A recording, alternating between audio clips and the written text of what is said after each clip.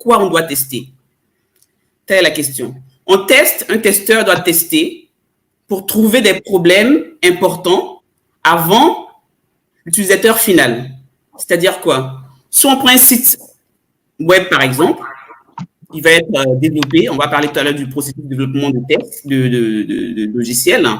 Il va être développé. Dans ce processus de développement, il y a le test qui va intervenir à un moment. Donc, en tant que testeur, nous allons tester, nous allons chercher des problèmes, c'est-à-dire des bugs ou anomalies, comme on appelle, avant le test. Et pourquoi on trouve des problèmes? Pourquoi on cherche des problèmes, on dira? Pourquoi chercher des problèmes? Pour trouver des problèmes avant l'utilisateur final. Tout à fait. Voilà. Exactement. Donc, les problèmes qu'on trouve vont améliorer la qualité du produit. Super. Et le but, c'est vraiment de trouver le plus de réduire les défauts, de réduire au maximum les défauts, vu que l'erreur est humaine, les défauts zéro n'existent pas. On ne pourra pas tester exhaustivement un produit, c'est impossible. Donc, c'est le test maximum pour réduire au maximum les défauts et donc améliorer la satisfaction clientèle. Donc, c'est la finalité, c'est vraiment la satisfaction clientèle dans le test. Super. Alors, l'histoire du test, il va y avoir un embryon, elle va démarrer dès l'ingénierie logicielle. Et l'ingénierie logicielle a commencé dans les années 70.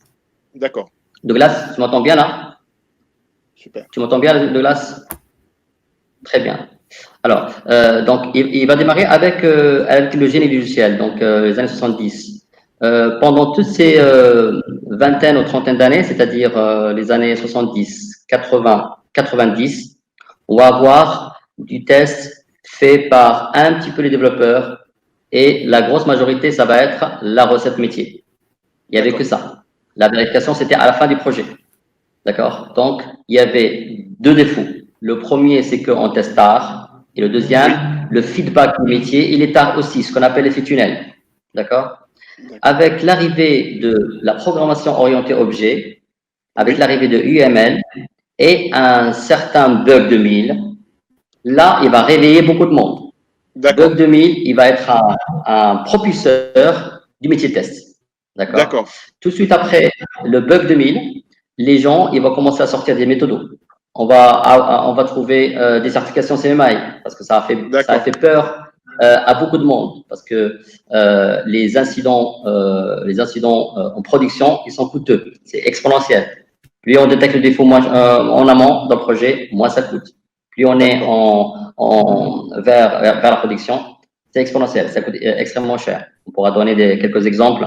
Le plus cher, c'est celui de Ariane 5, par exemple, qu'il a explosé au bout de quelques secondes, qui a coûté des milliards d'euros. Et un exemple très simple. Vous pouvez, par exemple, taper bug informatique, juste une année, bug informatique, par exemple 2019 ou 2018, sur Google, vous allez voir des dizaines de milliers de bugs informatique production et regardez leur coût. Leur coût voilà, l'impact. L'impact financier, c'est incalculable, mais c'est surtout quand on est dans un domaine critique, comme les ferroviaires, comme l'aéronautique, comme le médical, etc., c'est des dégâts sur l'être humain. D'accord? Donc, tout dépend du domaine où on est. Donc, ça peut être du dommage humain ou un impact financier, sans parler de la marque de l'entreprise, etc. Donc, on arrive avec des standards. Dès début des années 2000, on va avoir un qui va propulser ce que je vous ai affiché ici. Moi, j'ai basé ma méthodologie sur ça. C'est CMMI. CMMI, c'est un Capability Maturity Model Integration. C'est un standard de bonne pratique du développement logiciel. Donc, on va passer à un cran. C'est du lourd, CMMI. Donc, il y a pratiquement 500 bonnes pratiques qui va toucher 22 processus du cycle développement, c'est-à-dire gestion de projet, gestion de risque, gestion des exigences, développement des exigences. Dans la partie test, il va définir deux secteurs clés, vérification, validation. Et c'est là où notre métier va être créé. Vous voyez, la vérification, elle est entre la partie test côté développement et entre la partie validation côté métier, qui existait déjà pendant les années 70, 80, 90. L'année 2000, aux années 2000, il va apparaître la vérification et ça va être nous, les testeurs professionnels. Très vite, 2 ans après, la création d'ISCQB qui va propulser ce métier-là. Donc, ISCQB, c'est une certification internationale. International Software Testing Qualification Board, donc basée à Bruxelles et représentée par des comités dans presque 120 pays dans le monde. D'accord. En Afrique, il y a 13 comités. D'accord. On pourra vous les envoyer. Et donc voilà. Donc le métier, il va se professionnaliser et des niveaux de tests, ils vont être mis en place, qui sont le test d'intégration système et les tests système. Donc, retour un petit peu au pourquoi test. Donc, on a vu, oui, c'est pour éviter qu'il y a des incidents de production qui coûtent trop cher, qu'il peut y avoir des dégâts sur l'être humain, que plus on trouve les défauts en amont, ça coûte moins cher. Mais il y a aussi, ce qu'elle a dit Estelle très très bien, c'est que le zéro défaut n'existe pas. Et pourquoi le zéro défaut n'existe pas? À tous ceux qui nous écoutent, qui sont par exemple les DSI, etc., je défie n'importe qui. Je suis prêt à mettre $1 million que n'importe quel projet, il y aura toujours des défauts, d'accord? Et qu'on a besoin de tests. Pourquoi? Il y a 2 phénomènes qui sont humains. On ne peut pas les dévier. Le premier phénomène, ça s'appelle phénomène d'iceberg. Vous dessinez un iceberg, d'accord? Vous avez une petite partie visible là-haut. Il y a une grosse partie sous l'eau, invisible. Oui. Ce qu'on met dans la partie en haut, on appelle ça les exigences explicites. N'importe qui, il est en capacité de vous dire son besoin nouveau, quelque chose de complexe, quelque chose de problématique, d'accord? Mais le cachet, ça s'appelle les exigences implicites. Tout ce qui est évident, il aura du mal, ça ne traverse pas son esprit de vous le dire. Et il aura encore plus du mal à l'écrire. Oui. Regardez, vous pouvez faire tous qu'on appelle ça, le test. Quelque chose qui est très évident pour vous, vous n'allez pas le marquer, c'est évident.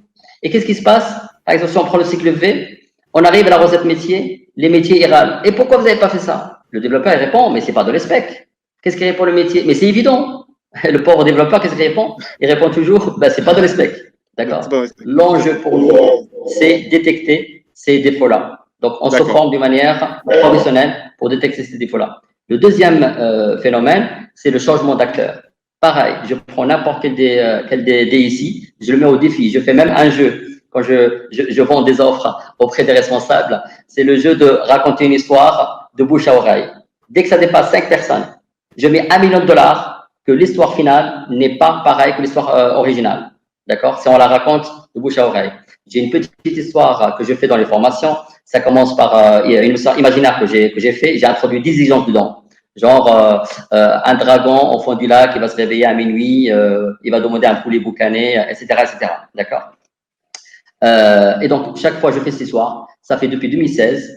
Donc, à mon avis, moi, je fais beaucoup de formations. Donc, jusqu'à maintenant, ça fait 4 ans. Donc, j'ai dû en faire au moins une centaine de sessions. Jusqu'à maintenant, j'ai jamais trouvé un groupe. Chaque fois, j'ai un groupe entre 5 et 10 qui a fait moins de 5 fautes. Et c'est une histoire qui dépasse pas 6 lignes.